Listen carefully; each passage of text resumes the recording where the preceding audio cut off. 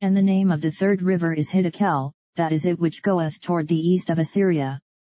And the fourth river is Euphrates. Genesis 2 verse 14. The name of the third river is Hiddekel, etc. A river which ran by Shushan in Persia, and retained its name in the times of Daniel, Daniel 10 verse 4, where it is called the Great River, and it seems it bears the same name now among the Persians, at least it did 150 years ago, when Raulfa traveled in those parts. The Targum of Jonathan here calls it Diglath, the same with the Diglato of Pliny, and according to him it is called Tigris, from its swiftness, either from the tiger, a swift creature, or from, to dart, in the Chaldee language, and so Curtius says, that in the Persian language they call a dart Tigris, and with this agrees the word Hiddekel, which in the Hebrew language signifies sharp and swift, as a polished arrow is, and Jarka says it is so called, because its waters are sharp and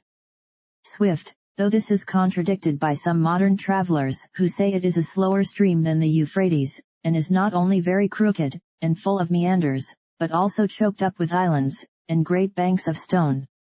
That is it which goeth towards the east of Assyria.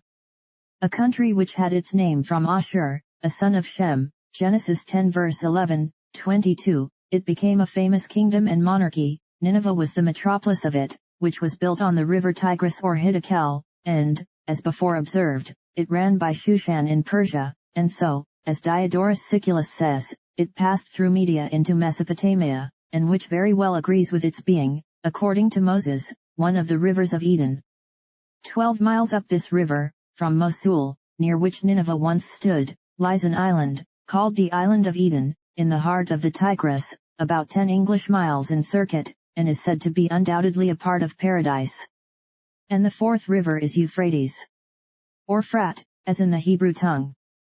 Relan seems rightly to judge, that the syllable eu, prefixed to it, is the Persian or cu, which in that language signifies water, so that Euphrates is no other than the water of Frat, so called from the fruitfulness of it, for its waters, as Jarka says, fructify, increase, and fatten the earth, and who rightly observes that these names, and so those of other rivers, and of the countries here mentioned, are named by a prolepsis or anticipation, these being the names they bore